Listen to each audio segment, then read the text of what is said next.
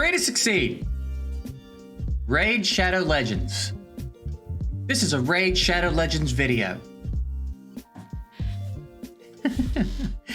What's up, guys? Oh, I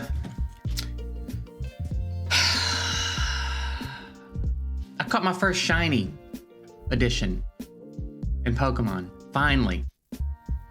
Without any, I don't have the shiny charm yet. I did like Chansey XP farming forever, didn't see one shiny Chansey. I went in and defeated the last star badge. Airy, I think her name is. The last one, and then I came out and there was a Passimian, I think is his name. There was a group of them, and one of them was shiny, and I was like, babe, does that one look different? Because in Violet, there's no sparkle, there's no sound, there's no real indication that the shiny spawned, so you literally just have to see it. And yeah, it was shiny and it was dope. And I've been saying, I really hope my first shiny is like not something I don't give a shit about. You know what I mean?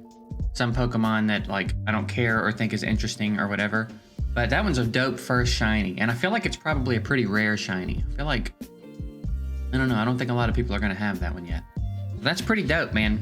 That was exciting. If it wasn't such a pain in the ass to set up. Also, I only have one monitor. I've got an ultra wide monitor now, so I don't know how it would work. I would try to stream it, but it's kind of a pain in the ass. And again, I think I need a second monitor to do it. Like, reasonably. It would be fun to stream, though. But anyway, yeah, that was pretty cool. Pretty cool moment. Making good progress. Y'all want to talk about Pokemon for a while? I beat the Elite Four last night. Beat all the star badges. I beat all the Titans. Got my first shiny. Been a big couple days over in Pokemon Violet. And honestly, I know it's gotten a lot of bad press, and it's deserved. Don't get me wrong. It's definitely deserved. There's some insane performance issues that need addressing. Apparently, there's a lot of glitches and stuff. I haven't experienced a ton of glitches or anything yet, but I know that they're out there. Like, definitely, Nintendo doesn't... This is not a defense of Nintendo in any way. They should be putting out a more complete game. Hands down. However, I will say the game is incredibly fun. It's really, really fun. It's the most fun I've had playing a Pokemon game in a while. I think Poke MMO is the best, still the best Pokemon game I've ever played. Just conceptually and execution. It's a fan-made game. It's been around for over a decade. I've talked about that one on the channel. I think that's the best one. Nintendo hasn't even come close to touching how good that game is. But this, I think as far as the games Nintendo's made, or that Nintendo has published, this is one of the best ones in a long time. It's really cool. They implemented a lot of really cool new systems. It's worth playing. And if not for Hurricane, I don't know that I would have played it. Because of all the bad press, I would have been like, it sounds like it's too much of a pain in the ass, but it's not really. It lags occasionally, and the people around town, if you're not close enough to them, look like pictures of someone walking. But it's not like unplayable or anything. It's fine, and it's a lot of fun. It's a pretty good integration of Pokedexes. There's Pokemon from all generations, so you'll recognize some and you won't recognize others. Good. And that's it. I think 4 minutes of Pokemon chat in a raid video is plenty. All right, so the shards are still piling up. I was just talking about these to Georgia. Georgia's asking me about the system. She's like, I still don't really understand the system. She doesn't play, but she's around raid enough that she understands a lot of it. She's like, I still don't really understand the Soulstone thing. I was explaining to her how the whole system worked, and then I was like, the problem is one of the problems is they don't know how to price these appropriately. So like one Eternal is $40.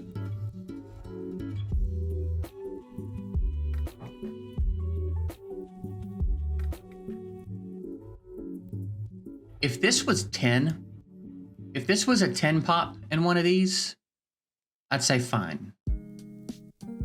I'd say fine. For $15, fine. you're still probably not going to get anything. It's a real dangerous buy. But if that was a 10 pop, fine. I don't know why it's 6.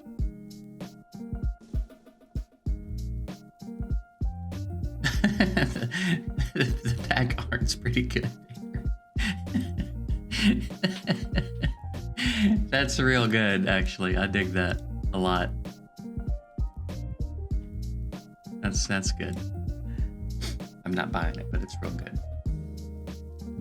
All right, so what are we doing today? I think it's kind of quiet. I think we've briefly hit a lull. Like if you're not working on the fusion, I think we've kind of hit a lull. What is this? Who is that?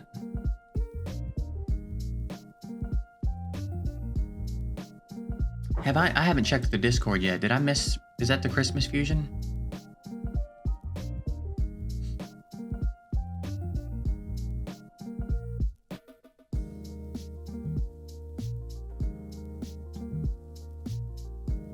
All right, what do we got? I'm sure that embargo's up. I'm sure it is. When did she post this? Yesterday at midnight. Yeah, she usually didn't give us that much time. 2 p.m. UTC, and it is currently 10 p.m. UTC. And yeah, we can talk about it. All right, there is a 10X coming. And the only real interesting part of it is Krisk, because 10X doesn't affect anything else anymore. And then it's fucking gear, frenzy drops, which again, don't care about. What is this?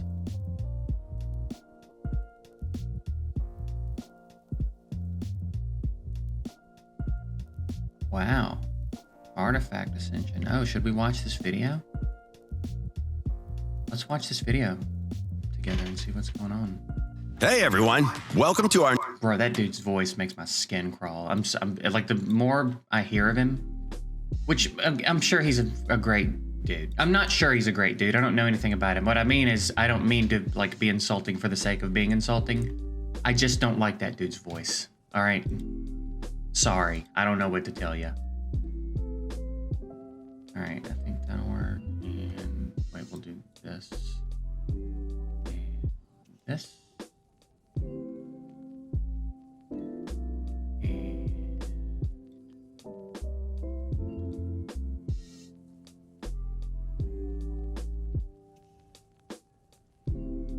Crop that there so I can get a better idea of like what we're looking at here. I reckon that's good enough. Our new update preview, where we'll be highlighting Artifact Ascension. Hear the name and you'll automatically think of Champion Ascension, and you wouldn't be far off. While there are obvious differences between champions and artifacts, the core idea is the same, drawing out the latent power of your artifacts. I'm trying to make it not echo in the mic. Stronger. With Artifact Ascension, each artifact you ascend will receive additional stat bonuses. To do this, you'll need to spend a new resource called Oil, which you can think of as somewhat similar to affinity potions. However, let me fix this real quick and I'll be right back. Damn it. On different days to get specific oil. All right, now I think we're good. Hey everyone, welcome to our new update preview, where we'll be highlighting Artifact Ascension. Hear the name and you'll automatically think of Champion Ascension, and also, you wouldn't be far off. In the mic. While there are obvious differences between champions and artifacts, the core idea is the same, drawing out the latent power of your artifacts to make you stronger. With Artifact Ascension, each artifact you ascend will receive additional stat bonuses. To do this, you'll need to spend a new resource called Oil, which you can think of as somewhat similar to affinity potions. However, you don't need to worry about matching affinities or rating different keeps on different days to get specific oils. You only have to get one kind of oil, and it's available in one dungeon. You'll need to be at least level 38 to start using Artifact Ascension, and keep in mind, it's geared towards upcoming endgame content, which will really ramp up the difficulty. As for existing dungeons, you won't need Artifact Ascension if you're already clearing them with these, but it'll help make grinding for artifacts for Ascension that much quicker. As for accessories, you won't be able to ascend them just yet. You will in the future though, so stay tuned. Okay. Now, let's get into the mechanical meat and potatoes. Artifacts must be at least rank 4 and be upgraded to level 12 if you want to ascend them. Rarity doesn't matter, so you could ascend a common artifact if you really wanted to. The oil needed for Ascension comes in 3 types: Lesser, Greater, and Superior. Lesser oil will get your artifacts to Ascension levels 1 and 2, Greater for levels 3 and 4, and finally Superior to get levels 5 and 6. Like with Champion Ascension, the stars on your artifact will turn from gold to purple as you ascend. And that's it. You don't I'm quiet because I'm just waiting. I want more information because I'm feeling real conflicted about this. So I'm just waiting until I hear something that like silver or other resources to ascend. Just tells that me to sweet, talk. sweet oil. Once an artifact reaches Ascension Level 1, it gains a single bonus stat, and each subsequent Ascension level increases that one bonus stat. Each artifact type has a set pool of bonus stats that it can have, which you'll see in the handy little table on screen right now. And before you go and screenshot the table, don't worry. This cheat sheet will be in the Artifact Ascend tab in-game for reference.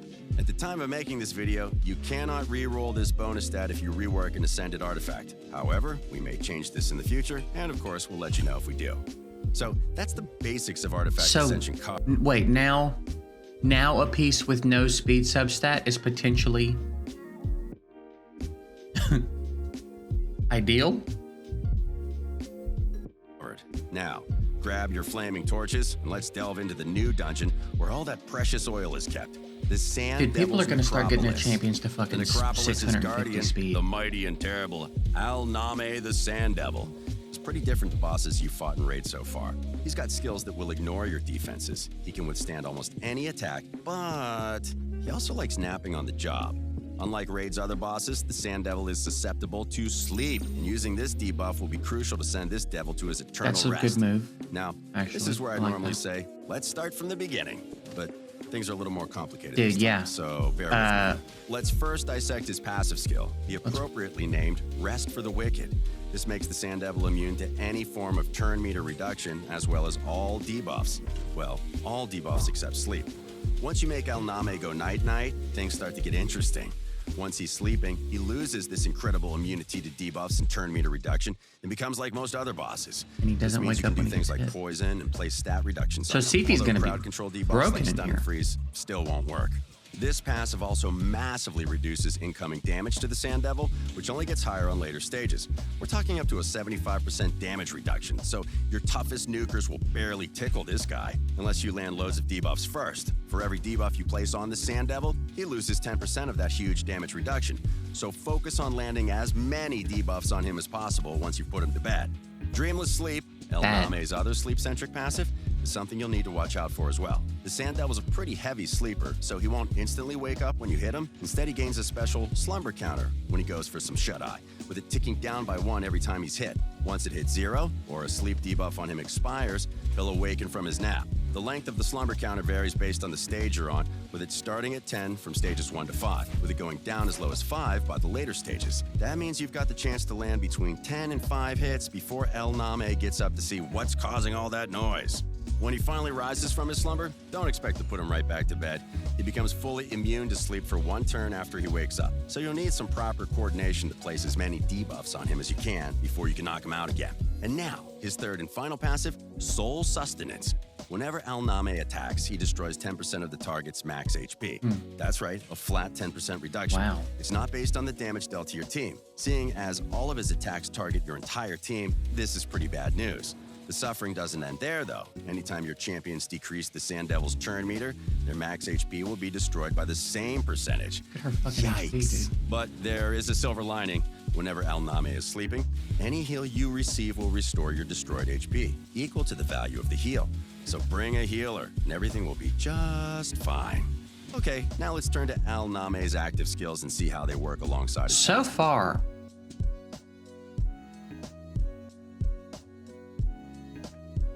far, I think this is the coolest boss they've put out. The mechanics in this dungeon, I think, are more interesting to me than anything they've ever done. I think this is a really cool dungeon. I think this is going to be a lot of fun. I think this gives a lot of champs some potential to be used where they weren't being used before. I'm not entirely sure how I feel about the artifact thing.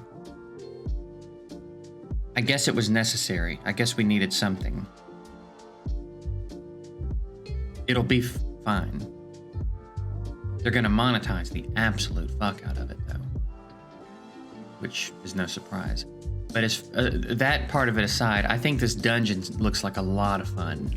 I think this is gonna be really interesting. His first skill, Rage of the Sands, is an unpleasant AoE attack that places a decreased speed and a decreased accuracy debuff on your entire team. Make sure your champions have enough resistance, as the last thing you want is your debuffs not landing on El Name while he's snoring away. Want to know why? His second skill, Dune Tempest, removes all debuffs on him, heals him, and then attacks your entire team with Blades of Light and a Howling Gust of Sand. But there's a catch. The damage dealt by this skill decreases based on the amount of debuffs El Name removed from himself. So the more debuffs you manage to place on him, the weaker this move will be. Think of it going from a raging tornado to a light breeze. The heal he receives from Dune Wait, what did he Tempest will say? also be removed from himself, heals him, and then attacks your entire team with Damage this skill inflicts decreases. I thought it said increases for a second. on him, the weaker this move will be. Think of it going from a raging tornado to a light breeze. The heal he receives from Dune Tempest will also depend on the amount of destroyed HP on your team. The more HP you've had destroyed, the more HP the Sand Devil recovers. Yet another reason to bring a healer to this fight.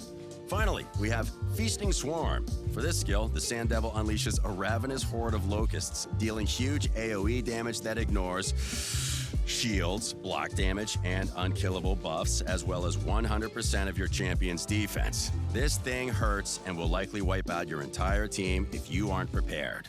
Fortunately, summoning a locust swarm is tiring work, so Al Name will instantly catch some Z's after this attack, giving you time to lick your wounds.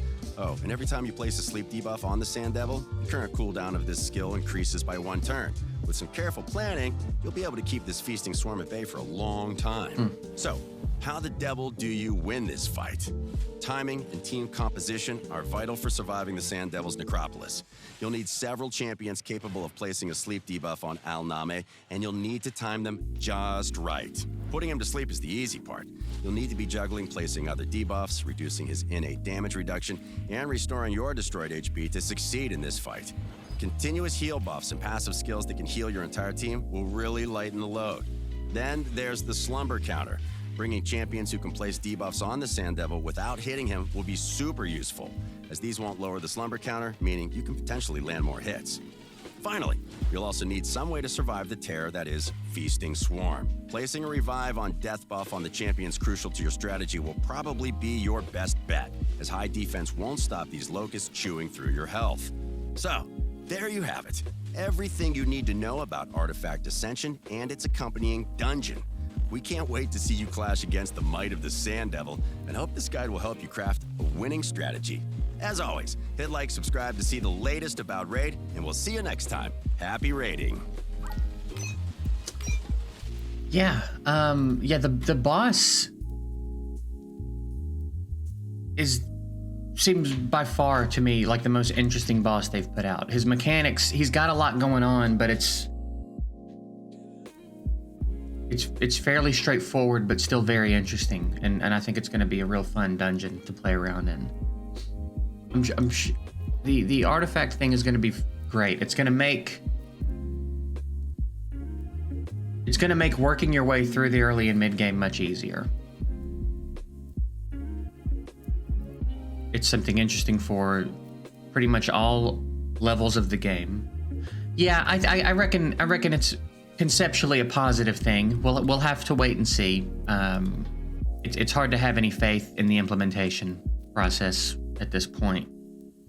But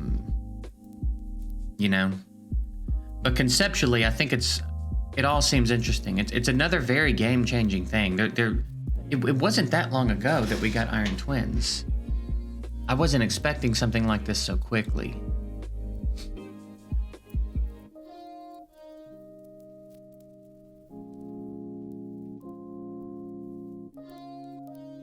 Yeah, I wasn't expecting this so quickly.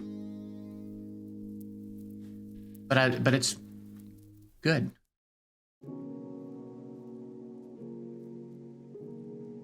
There's more stuff that I know about, but I don't know which patch notes they've released and stuff. We're definitely turning that corner, though. I'll say that. We're definitely turning the corner where it's going to be moderately positive for a minute, at least. We'll see what implementation looks like. I think the dungeon's going to be fun. don't know. I don't know why. I don't know why I feel so weird about the artifact ascension thing. It's probably not that big of a deal ultimately, but for some reason I feel weird about it. I think I just know like how hard they're gonna monetize it, and you know they're still Plarium. They're still gonna do Plarium shit. So we'll see. We'll have to see what it all looks like when it rolls out. But anyway, I guess we'll wrap this one up here for today. I'm interested to hear what you guys think about all this. I think the dungeon seems really fun. So we'll see. I reckon I'm gonna get out of here. Later, guys.